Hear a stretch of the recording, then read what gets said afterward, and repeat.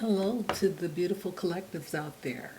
Welcome to my channel, Astro, and this is your monthly forecast for June 2026.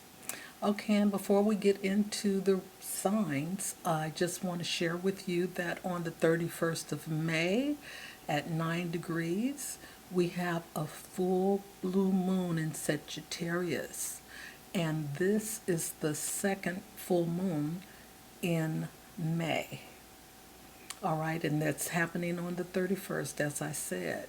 So we're going to be entering into June with that energy of that once upon a time or once in a lifetime energy from this full blue moon.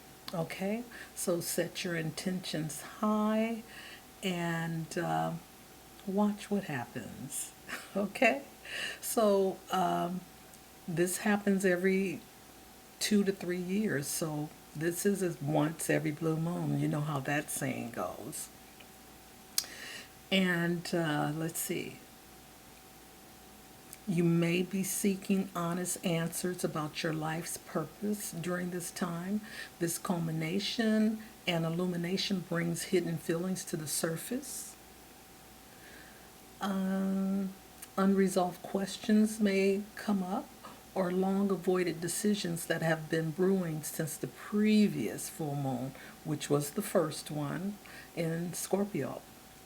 Okay, so the new moon in Gemini is on the 14th of June, and this will be at 24 degrees, happening at 7:54 p.m. Pacific time. And at the end of June, we have a full moon, and that's on the 29th in Capricorn at 8 degrees. And Chiron is moving into Taurus and will stay there for approximately 8 years. Okay? Chiron is the wounded healer, and it is going to help you release those patterns around your self-worth and your value system as well. So, and it's also about, how you show up in your emotional world. But being in the sign of Taurus, it has to do with security. It has to do with your money. It has to do with your steadiness and your material things. Okay, do you do you value yourself on the external things in your life, or is your worth internal? So these are the energies that's going to be playing out for the next year, next 8 years for all of us to heal those insecure areas in our life that has to do with, our self-worth. Okay, so without further ado, let's get into your forecast for the month of June. So I will see you on the other side. Hello to my beautiful Scorpio risings out there. Welcome to my channel, a magnificent Astro. And this is your forecast for June 2026. Okay, I did an introduction giving you the highlights of the month, but I also want to share in your forecast that Chiron, the wounded healer, is moving into the sign of Taurus and will be there to transform that area of life until for 8 years. Okay? So there's definitely a transformation going on where Taurus is sitting in your chart, and we'll get to that. But I just wanted to let you know that is a major transit that is happening this month, that starts this month. Okay, so on the 1st, we have Mercury entering Cancer, and this is happening in your 9th house of spirituality, your belief system, religion, long distance travel, other cultures, different languages, philosophy, teaching, publishing, and higher education. Okay, so during this time, you may think more about the past, and Cancer is about the past, historical moments, loving memories, private. Okay, about the past, okay? Family beliefs or what truly feels emotionally right to you. Your conversations may turn towards you, no, may turn towards your life direction, your worldview, spirituality, or big picture planning. This can be a productive time for studying, publishing, language work, art, language work, or discussing ideas across cultures. Okay, so on the 9th, we have Venus conjunct Jupiter, and this is in Cancer and it's happening in your 9th house as well. So these are two benefic planets. Jupiter is home in the 9th house, okay, and they are both giving, positive energy to this area of life. Jupiter expands wherever it is. There is a tendency for overindulgence with Venus, okay?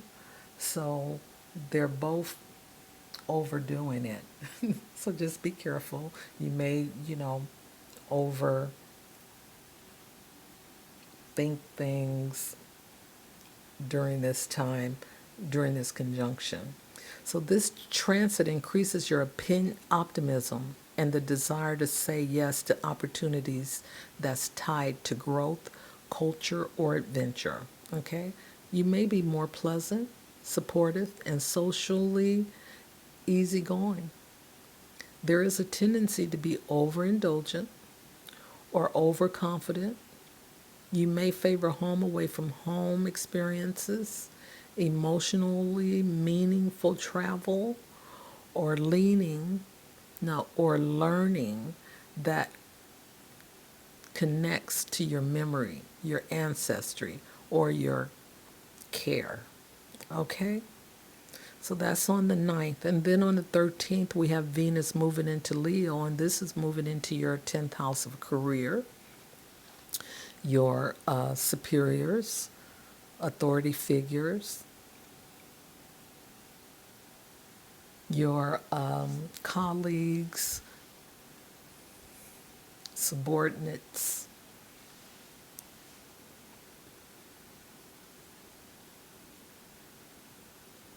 Okay, so here we have this transit is pointing to a period of greater visibility because it's in Leo and it's at the top of your chart, 10th house, charm and ease in your career matters. It can bring support from bosses, clients, or other authority figures as well, along with a stronger chance to improve your reputation through diplomacy and creativity.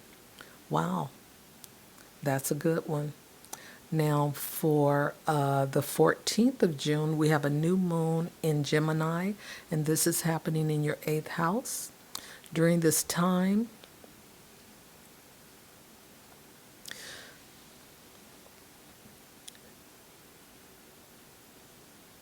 You may want to address your, oh, first of all, this new moon in the eighth house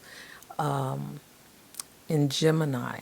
So the eighth house represents death, okay, transformation, your debts, loans, taxes, banking, other people's money, shared finances, psychological issues, intuition, psychic energy. And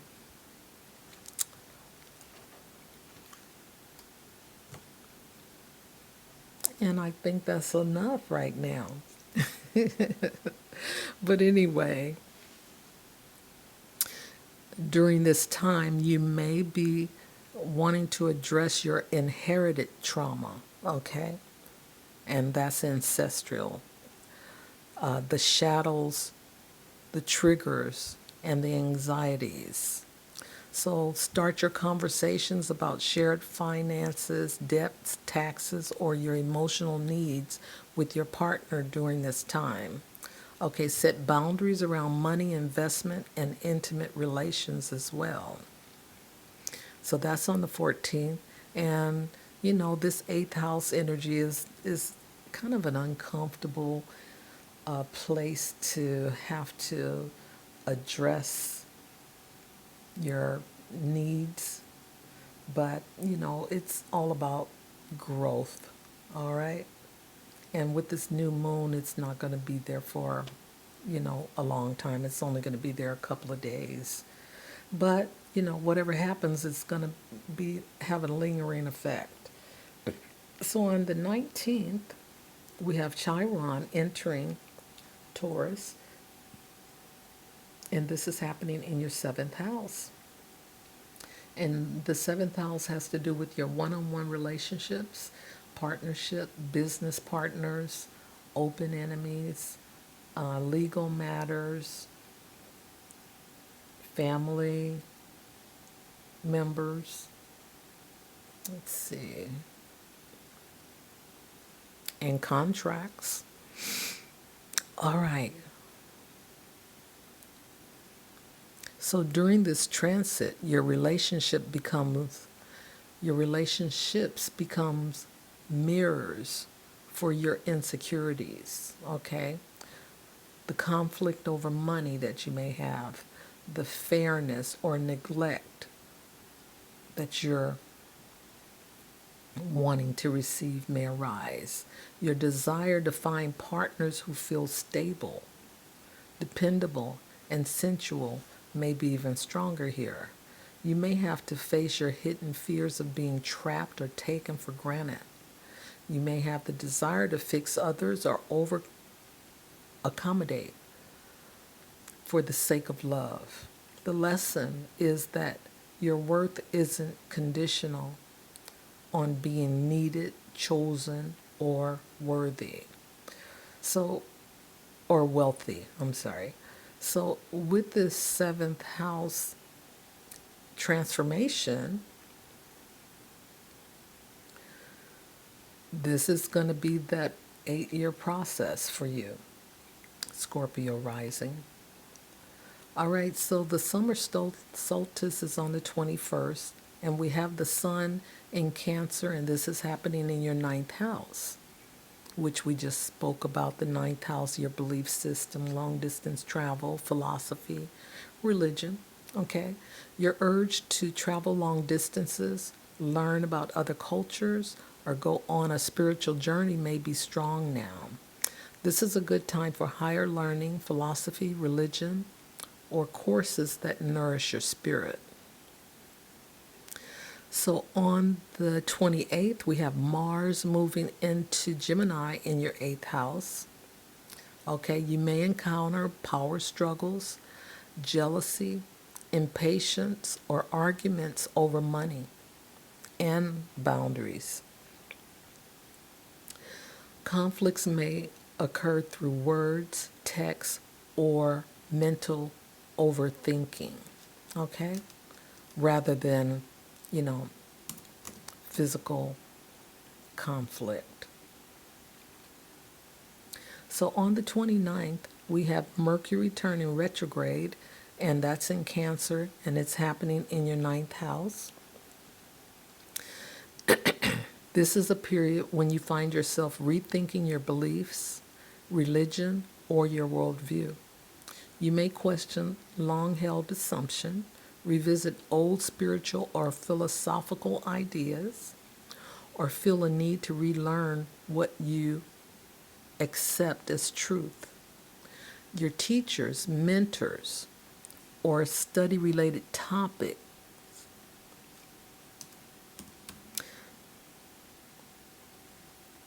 from earlier in life may come back up, okay?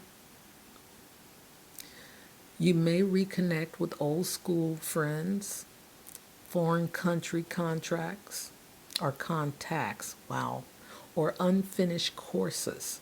You may feel misunderstood when expressing your views or conversations about ethics, culture, or religion. And this may become more emotionally charged or nostalgic. So Scorpio rising, the last thing I'll talk about is the full moon in Capricorn, and this is happening in your third house.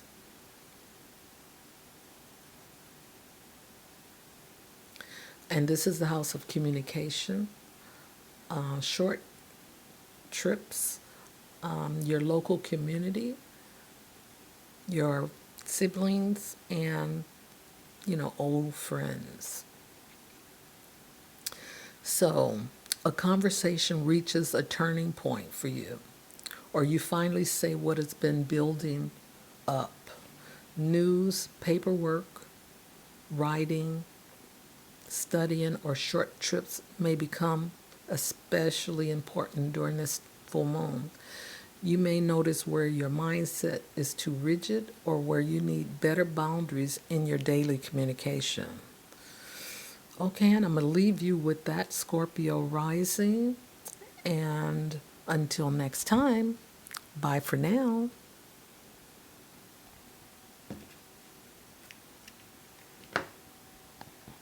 Okay, can I get to Sagittarius? Come on, let's do Sagittarius.